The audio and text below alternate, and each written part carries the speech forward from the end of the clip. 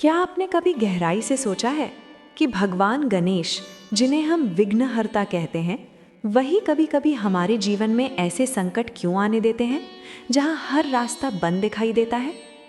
प्रिय श्रोतागण, आज की ये कथा आपके जीवन की दिशा बदल सकती है।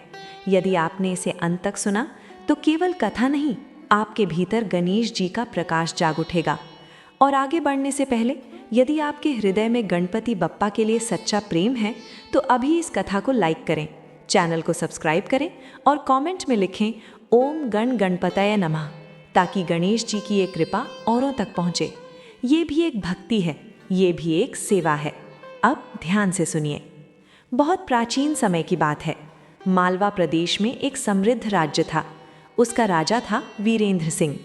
राजा न्यायप्रिय था, पर धीरे धीरे उसे अपने धर्म और दान का अहंकार हो गया। वो कहता, मेरे जैसा भक्त कौन, मैं हर वर्ष गणेश चतुर्थी पर सबसे बड़ा उत्सव करता हूँ, स्वयं गणेश मुझसे प्रसन्न होंगे। नगर में घोषणा हुई, सोने की विशाल गणेश मूर्ति, सैकड़ों ब्राह्मण, हजारों दीप, नृत्य, संगीत, शोर, वैभव। पर प्रिय श्रोतागण, भगवान वैभव से नहीं, भाव से प्रसन्न होते हैं। उसी नगर के बाहर एक वृद्ध ब्राह्मण 3 दिन से भूखा गणेश चतुर्थी की प्रतीक्षा कर रहा था। वो कहता, आज गणेश जी का प्रसाद मिलेगा। सैनिकों ने उसे धक्का देकर भगा दिया। कहा, यहाँ राज उत्सव है, यहाँ भिखारियों की जगह नहीं। प्रिय श्रोतागण, ध्यान से सुनिए। वो वृद्ध कोई और नहीं, स्वयं गणेश थे, परीक्षा लेने आए थे। रात हुई, राजा ने आरती शुरू की, मंत्र गूंजे, ढोल बजे, पर अचानक दीप बुझ गए। मूर्ति की आंखों से जल की बूंदें गिरने लगीं।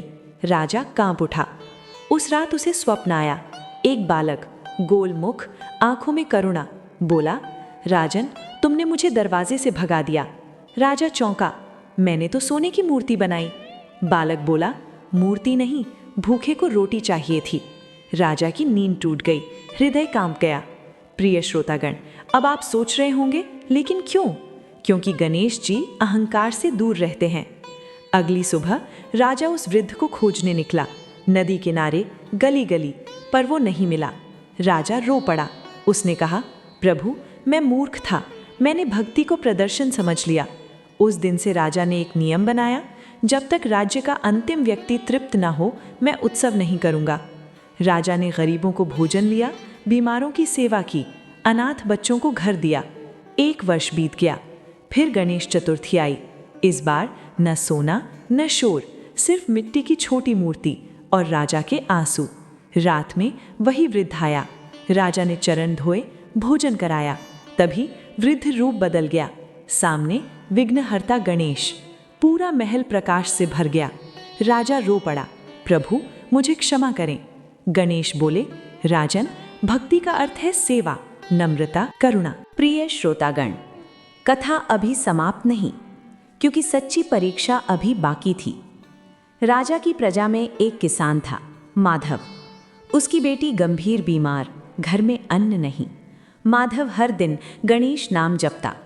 राजा को पता चला, वह स्वयं उसके घर गया। माधव ने कहा, महाराज, मुझे धन नहीं चाहिए, बस गणेश जी की कृपा चाहिए। राजा ने पूछा, तुम दुख में भी शांत कैसे? माधव बोला, क्योंकि गणेश मेरे साथ हैं।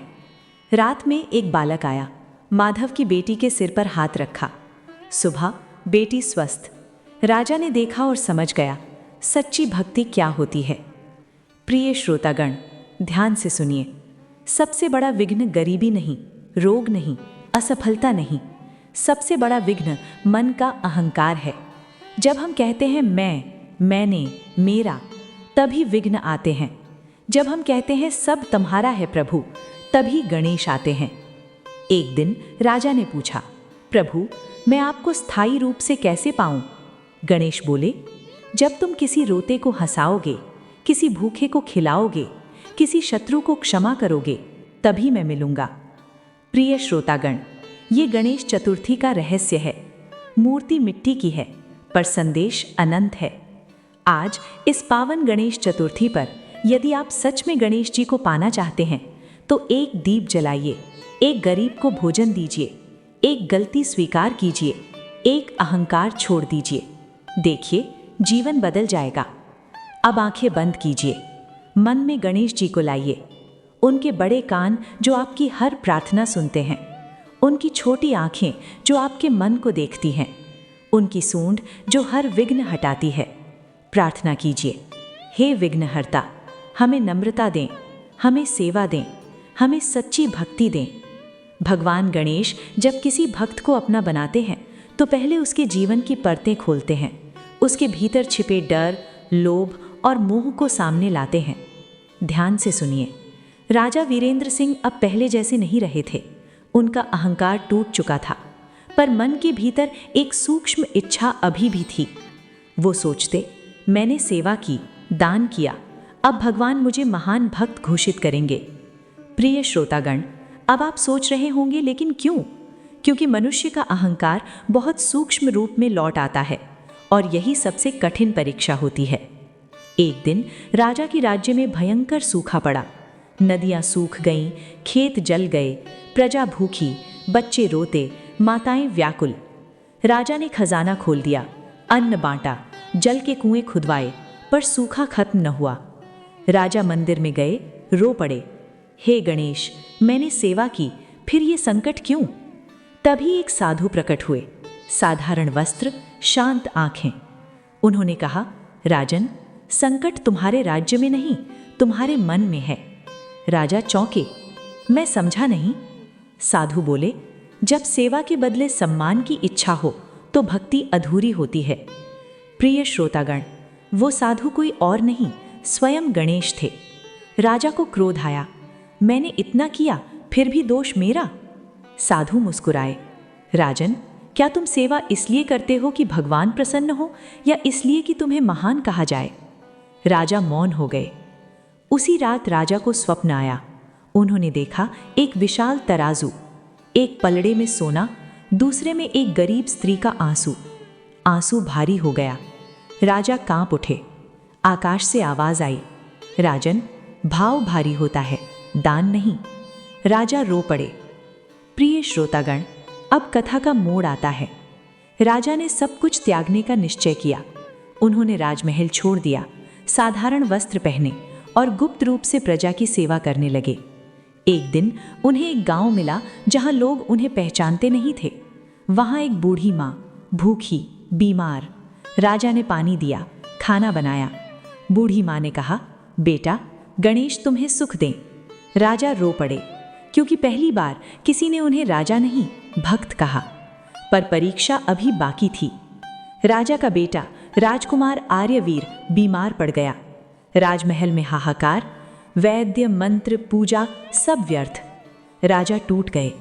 उन्होंने गणेश से कहा, प्रभु, सब ले लो, पर मेरा पुत्र बचा लो।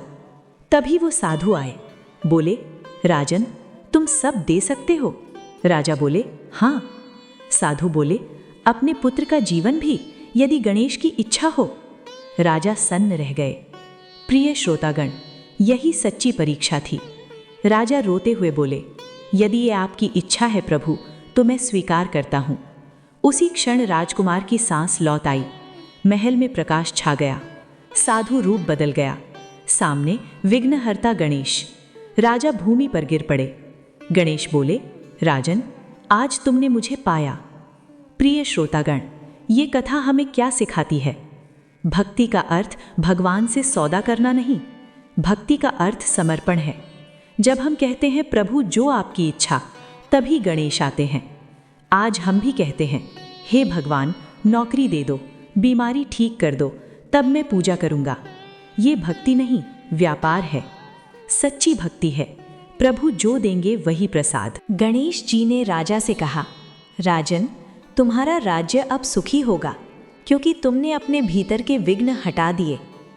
सूखा समाप्त हुआ, नदियां बहने लगीं, फसल लहलहाई। राजा ने हर वर्ष गणेश चतुर्थी पर पहले गरीबों को भोजन, फिर पूजा, और राज्य में सुख छा गया। राजा वीरेंद्र सिंह अब पहले जैसे नहीं रहे थे। उनके भीतर नम्रता थी, सेवा थी, करुणा थी। पर भगवान अपने प्रिय भक्त की अंतिम परीक्षा अवश्य लेते हैं। एक रात राजा को स्वप्न आया। उन्होंने देखा उनका पूरा राज्य अंधकार में डूब गया। नदी सूख गई, मंदिर टूट गए, लोग रो रहे थे। राजा घबरा कर उठे। सुबह खबर आई, राज्य में महामारी फैल गई। प्रिय श्रोतागृह, अब आप सोच रहे होंगे, लेकिन क्यों? क्योंकि भगवान भक्त को संसार का दुख दिखाकर उसका हृदय पूर्ण करुणा से भर देते हैं। राजा ने खजाना खोल दिया, वैद्य बुलाए, सेवा की, पर रोग बढ़ता गया। राजा मंदिर में रो पड़े, हे गणेश, अब क्या करूं? तभी वही साधु प्रकट हुए। बोले, राजन, अब तुम्हें अपना सबसे प्रिय देना होगा। राजा कांप उठे, मेरे पास क्या बचा है प्रभु?